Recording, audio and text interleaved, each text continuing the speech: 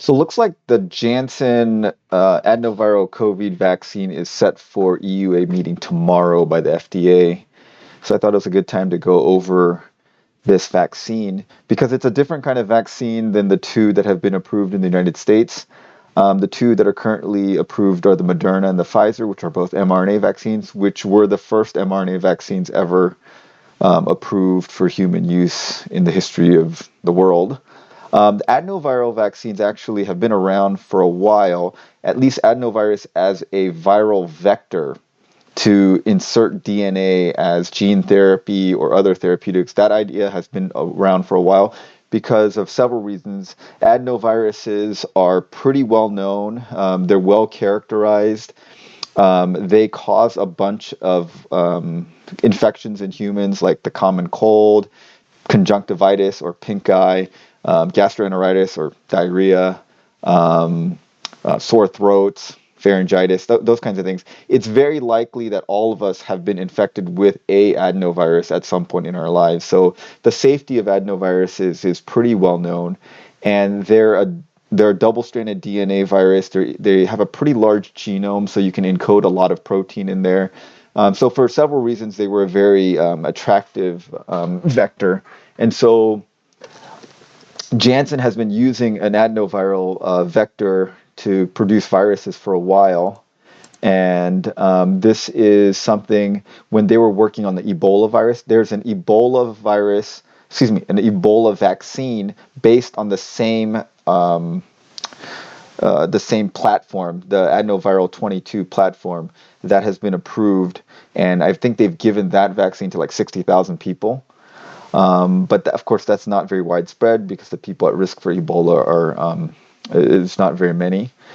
But one of the problems with adenoviral vaccines is that because we've all been infected with adenovirus at some point, we already have a pre-existing immunity to many adenoviruses. And so if you make a vaccine using one of the adenoviruses that are common and lots of people have already been infected with, your body will mount an immune response to the vaccine itself, and the vaccine will be ineffective. So you have to use a uncommon adenovirus. And so adenoviruses are classified into 7 species, A through G, and there's 57 to 90 types depending on how you classify them. And so the adenovirus that the Janssen vaccine is using is a type D. So it's a type D, and it's subtype 26, so it's D26.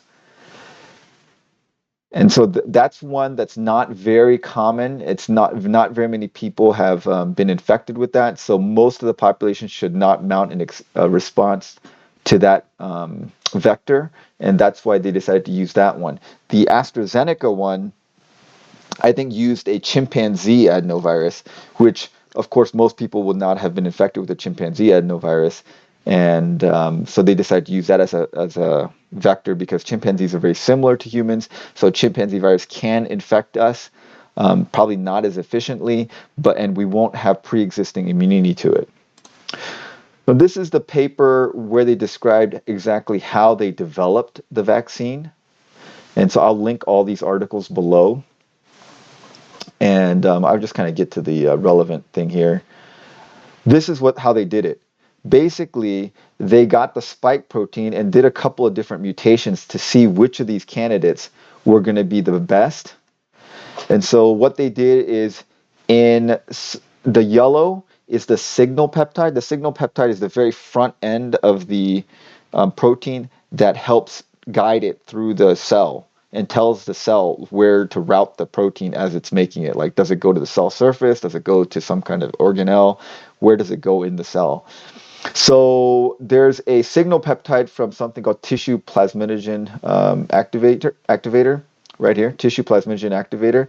You can replace the signal peptide with that, and that's been shown in some proteins to increase the immunogenicity. So they were like, okay, in these, this one, they're going to use the regular signal peptide of the spike protein, and in these 3, they're going to use the TPA signal peptide.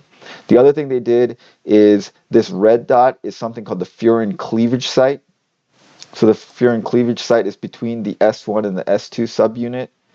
and they did a couple of proline substitutions to the cleavage site in these, and then this is the dual proline substitution that holds it in its non-bound conformation. And this is the thing that both Moderna and Pfizer did. They did this double proline thing that locks it in its pre-fusion conformation. That means it locks the protein in the shape that it is before it binds the ACE2 inhibitor, the ACE2 receptor.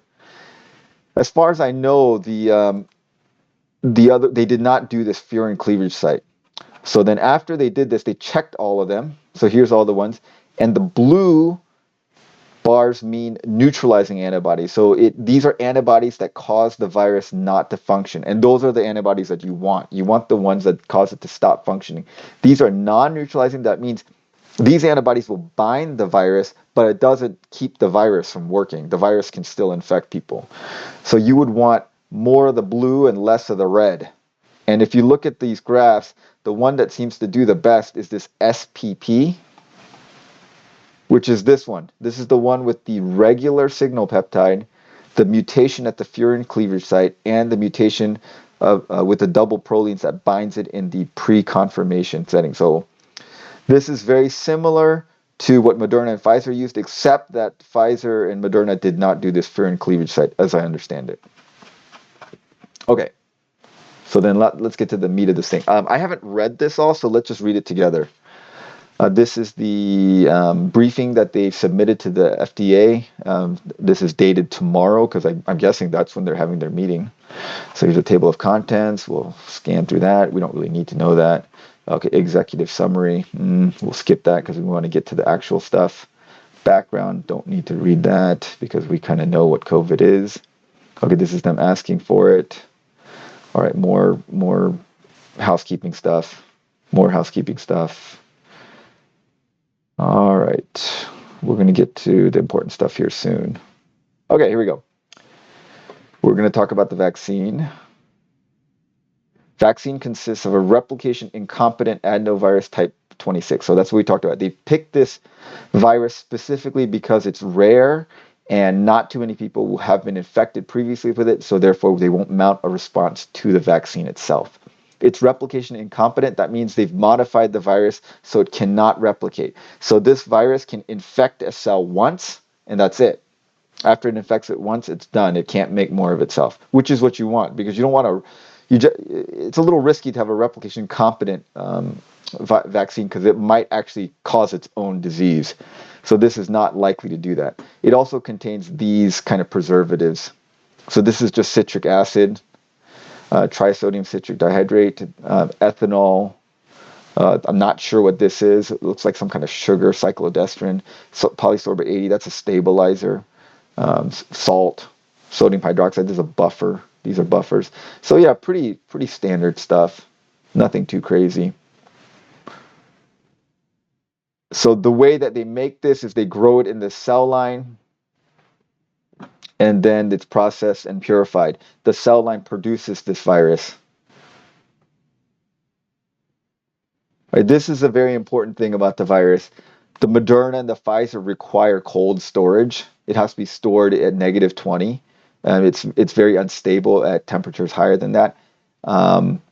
And I believe it's the Pfizer that requires -80, although recently they said, okay, it might be fine to do -20, regular freezer temperatures. But at first it required like ultra cold storage that's only found in research labs and big hospitals. So Pfizer was harder to send to small clinics, or pharmacies. They wouldn't have a -80 freezer. This one, because DNA is much more stable than RNA, and this virus is much more stable. It can be kept for a long time, I think 3 months in refrigerator temperature. And so that's good. That makes it very easy to store and easy to distribute. Lots of people have refrigerators, and so cold storage and the cold chain is not as important for this vaccine. So how much of this vaccine are you getting? So they're going to give you 50 billion viral particles in 0.5 mLs. So 0.5 mLs, that's half a cc. That's very small volume, and then 50 billion viral particles. Sounds like a lot, but that's probably not too many viral particles, actually. This is where they're talking about their experience. Clinical experience with the AD26 platform consists of this Ebola vaccines that was approved by European Medicine Agency last year. And this has been given to 60,000 people. Overall, all the AD26 vaccines have been given to 200,000 people in clinical studies and vaccine programs. So there have been 200,000 people before this phase 3 trial that have gotten vaccines based on this platform. And they know that it's pretty safe. And like I said, this is, in terms of a pure platform thing, it's less dangerous than getting a replication competent adenovirus, which most of us have already gotten in the form of a cold or a sore throat or pink eye or diarrhea in the past. All right, so this is the phase 3 trial they're going to talk about the most, is the 40,000 adults. The one-dose regimen, which is the other important thing about this vaccine, is that it's a one-dose regimen, which is obviously easier than a two-dose regimen. Easier to produce because you have to produce only half the number of vaccines, and easier to deliver because you don't have to keep track of people and have them come back a month later. Okay, so study design, 40,000 people, half of them are going to get the placebo, half of them are going to get the vaccine. They wanted at least 30% of the population to be greater than 60 years of age. That's important because those are the highest risk people, or the elderly people. And they wanted young adults to be less than 20% of the population. So that's good thought process on their part.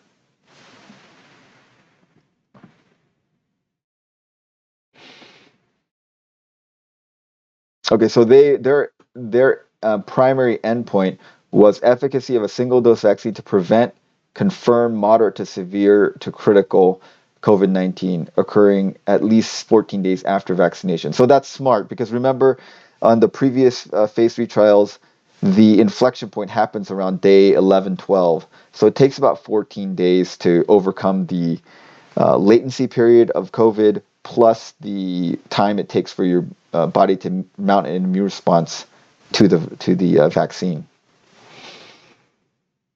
So they started counting data after 14 days, which makes total sense. This is their case definitions of what they consider moderate disease. So this is like you'd have to have symptoms, and fairly significant symptoms, but not bad enough that you would have to really go to a hospital. Or at least if you went to a hospital, it would not be in an ICU or a higher acuity setting. And then if you got severe to critical, this means you needed to be hospitalized. You needed either to be on a vent or high flow oxygen or ECMO, or you were in shock. This is very serious COVID.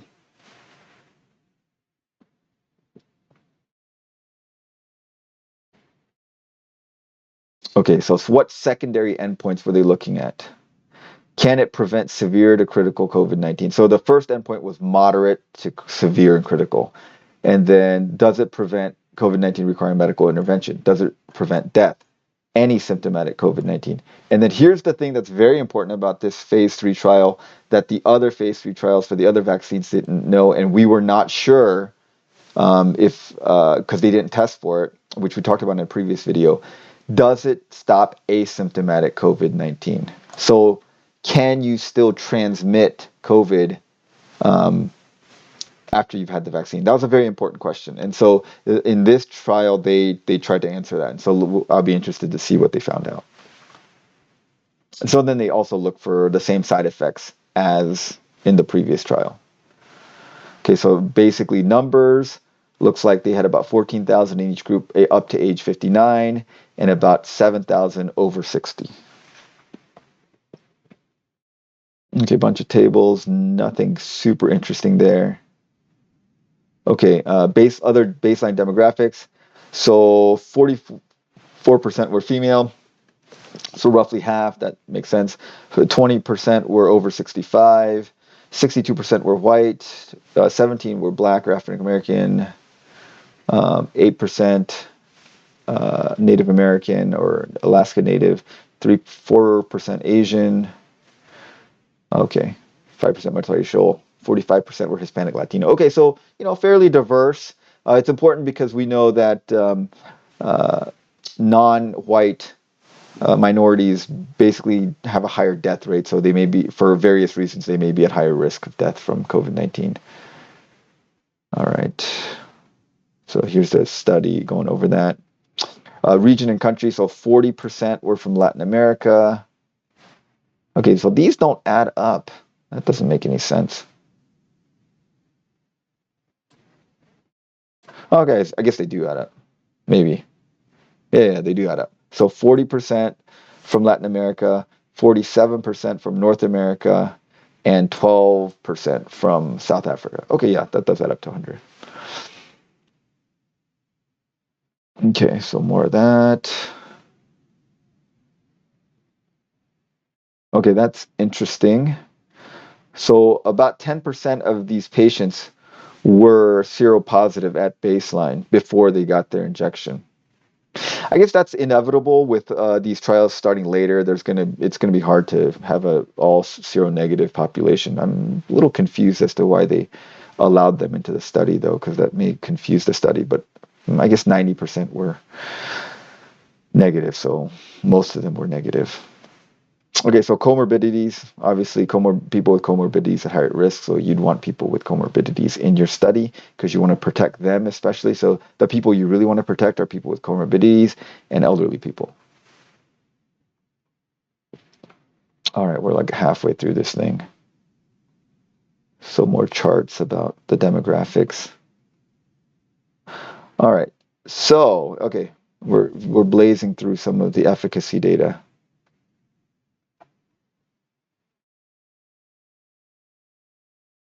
All right, here we go. Efficacy. First occurrence of moderate to severe critical COVID-19, including non-centrally confirmed. So they didn't get all centrally tested, but it seems to be about 65% effective after 14 days and about the same after 28 days. So it doesn't really change the later on you go. Age group. Oh, so according to this, well, the numbers are so tiny. It's hard to make too much of this, 1 and 9. But yeah, I wouldn't put too much stock in this. You see, like the confidence ratio is really big. It can be from 26% to 99%. So this confidence ratio is not good. So this is much better. So there's not enough people in the over 75 to give really good evidence, but they're the limited amount of data they have says 90% effective, which is good. But in this group, 76%, 64%. So that basically shows older people aren't doing worse. Okay, so in Native Americans, 50% effective. The numbers are actually pretty low as well. So their confidence ratio is really, really wide. But I think there's something to be said about this. That it might actually be not as effective in this racial group. Asians, kind of the same. Yeah. Okay, in Black or African American, pretty much the same as the white group. So these numbers are small, so it's hard to put too much stock in this, but they do seem a little lower. I don't know that I'd be too worried about it because the confidence ratios are really high. But see, the upper end of this confidence ratio is 86. The upper end of this is 71, and that's not too far off from the mean here. So these groups may be a little bit not as the vaccine may be not as effective in them. I wouldn't. It's hard to read too much into that though because the numbers are so small. Hispanic seems to be fine. This is what's really important, I think, is by region. You kind of have to read between the lines here. 74% in North America, 52% in South Africa, and 65% in Latin America. This can be explained a couple of ways. One is the ethnicities of these regions are different. So is it that that in black, so South Africa has a white population and a black population, a larger black population, and I don't know what the makeup by region is, but it could be a racial thing, or more likely, it is because South Africa represents the impact of the South African variant, the 484 position mutation, which has been shown to evade the other vaccines pretty well. That's probably what it is. And this is probably, we know, according to this, the Hispanic population seems to be doing just tracking the same as the other population when you look at it globally, but they're a little bit worse in the Latin American population. This probably has to do with the variants as well. And North America is a pretty diverse ethnically, but has higher, probably because North America represents more of the original variant rather than the new variants that are kind of coming into the picture now. During the time of this trial, the UK variant, the Brazilian variant, the South African variant did not have much penetration into the United States. So what I think this means is that the vaccine protects well against the original variant and less well against the South African variant, and kind of moderate to the Brazilian variants. So I think that's a pretty important thing to note. Okay. So efficacy by comorbidity presence doesn't seem to affect it much. Age doesn't seem to affect it much. They go through all the different comorbidities. I won't spend too much time looking into that. Okay, so in patients that had that were seropositive at baseline, you notice that the difference between the placebo and the vaccine isn't very different. That makes sense because these people are probably already protected from their previous infection. And so, yeah, it's not any different. Yeah. And in the seronegative, yeah, it's 66% effective. All right, this is the bread and butter chart. You see the placebo and the vaccine group diverge, and you see it diverging right around day 14, maybe a little before. If you remember the curves from the Moderna and the Pfizer, they were much flatter, so it flattened out much more than this. That's why they had a 95% efficacy, and this is a 70% efficacy. You can go back to the other video and look at it. I'll link that video below. All right, I'm looking for this asymptomatic chart. Okay, not finding it yet.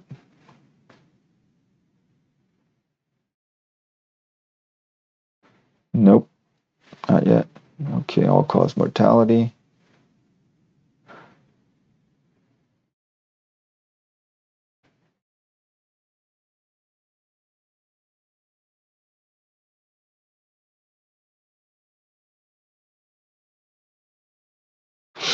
Okay, so this is the looking at moderate and just to severe critical, so like people who get really sick. And it looks like in South Africa, where it wasn't very good against it all of them, it's pretty good against the critical. So it does seem to protect you against really bad disease fairly well.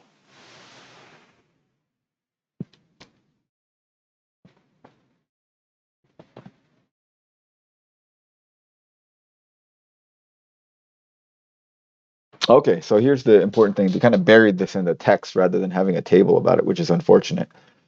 To explore the possible impact of circulation of variant strains on vaccine efficiency, a subgroup analysis of vaccine efficacy against moderate to severe critical and severe critical COVID-19 was done for the United States, South Africa, and Brazil.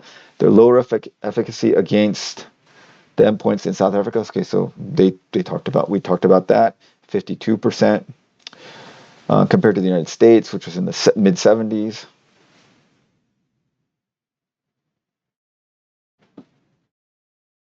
Okay, so in the US, 96% of the sequenced cases were identified. So most of the cases in the US in their trial was the original strain, the Wuhan strain.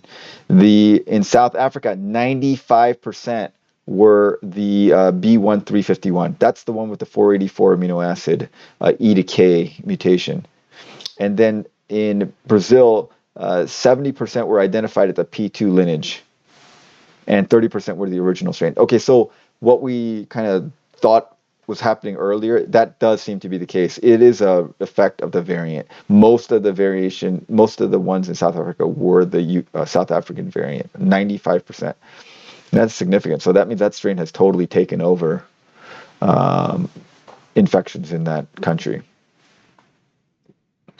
Here's the other thing that's important: the adverse side effects. Okay. So what we want to look at is grade 3, which is like the severe ones, which aren't severe enough that you need to get hospitalized, but severe enough that it impacts daily life, like you can't go to work, you can't function for a few days. If you remember, Moderna had a 12% of grade 3 systemic adverse reactions in the second dose, whereas Pfizer had, I think, 3 or 4%.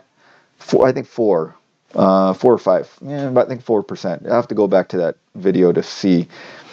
And you see this one has basically a 2% grade 3 systemic. So it's the adverse reaction is way less. That's also good. So less efficacy. So 75% is definitely not as good as 95%. But way less side effects, single dose, easier to admit. This is probably going to be one of the dominant vaccines that's going to be offered to people because it's easy to produce, it's fairly inexpensive, doesn't have to have cold storage, and works pretty well at stopping severe critical disease. Okay, so you're just talking about the various side effects. They're the same, myalgia, headache. Okay.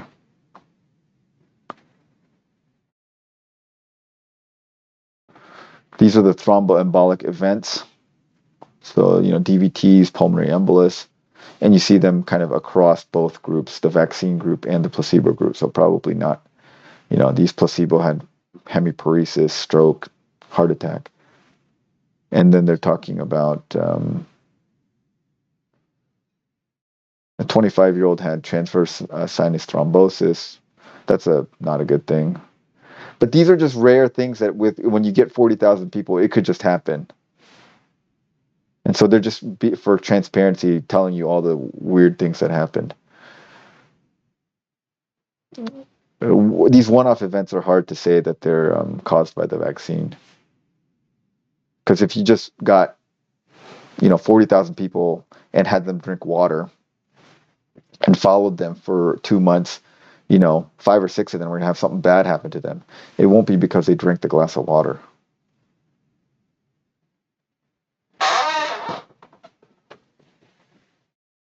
Uh, 19 deaths were reported, 3 in the vaccine, 6 in the placebo. 2 of the deaths were secondary to respiratory infections, not due to COVID-19. Okay. 6 of the deaths were COVID-19. Of these 6 deaths, 2 in the vaccine group and 4 in the placebo group. Okay.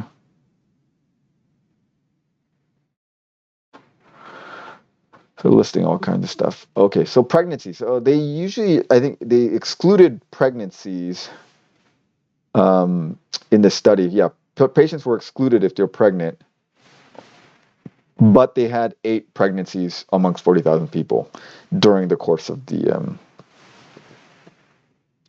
thing.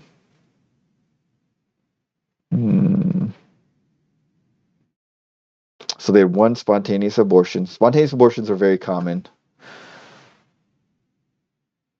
Incomplete abortion in placebo. 2 elective abortions in the placebo. 1 ectopic pregnancy in the vaccine group. And then there are 2 ongoing pregnancies in the vaccine group with outcomes unknown at this time. That means they're probably progressing normally. We know that lots of people have gotten pregnant now and or have gotten the mRNA vaccines during pregnancy.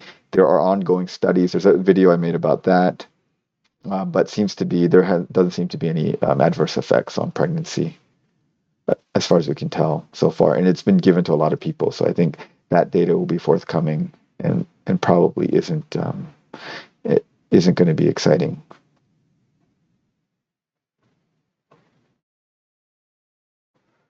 Okay, I must have missed the asymptomatic thing. Okay, yeah, we're at the end. Okay, I'm going to do a search for it. Asymptomatic. Okay, table 20. Okay, that's where we missed it.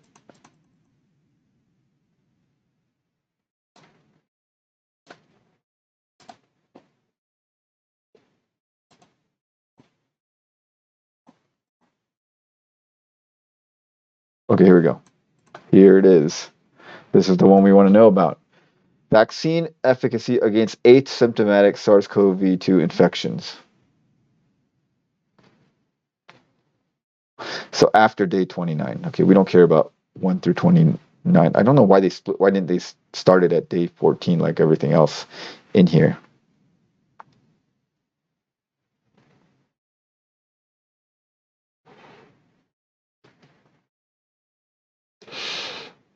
Okay.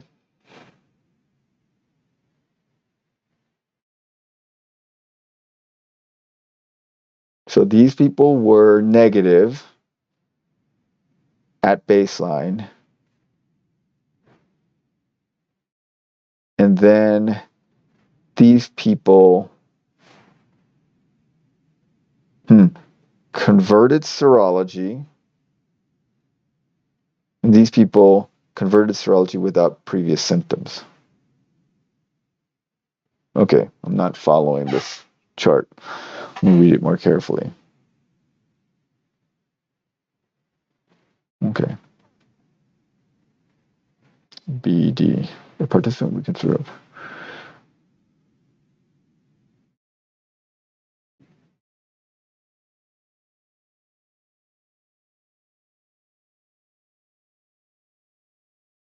Okay, so here it is. This is the asymptomatic people. This is what we want to know about right here. So 74%. 74%. So it's 74% effective against asymptomatic disease, and it's 74% effective against symptomatic disease, which makes total sense. This is like what I would have expected, and this is what we thought about. So this is probably what's true for the Moderna vaccine. This is a total assumption, but what's probably true is that the Moderna and the Pfizer, which are 95% effective, are probably 95% effective against asymptomatic disease as well. So it is what I think everyone reasonably suspected, that vaccines do help prevent asymptomatic transmission. This vaccine for sure does. It's just as effective at asymptomatic disease as it is at symptomatic disease, the way they measured it.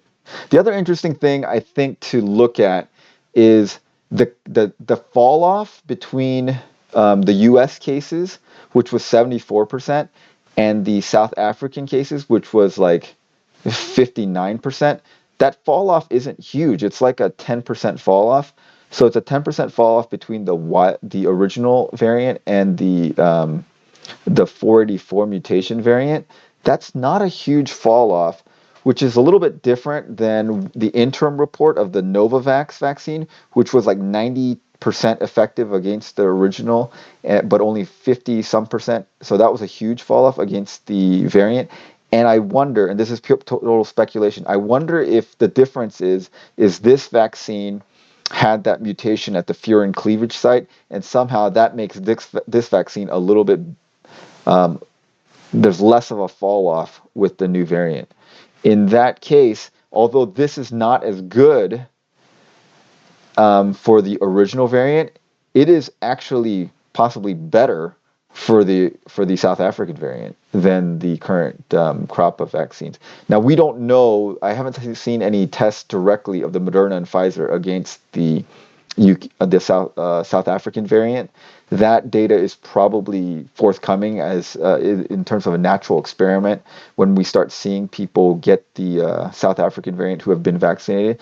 But if it's like the Novavax, it's going to be a pretty strong fall off to the 50s. And so this is in the high 50s or low 60s. And so this may actually turn out to be better. So it's very fascinating.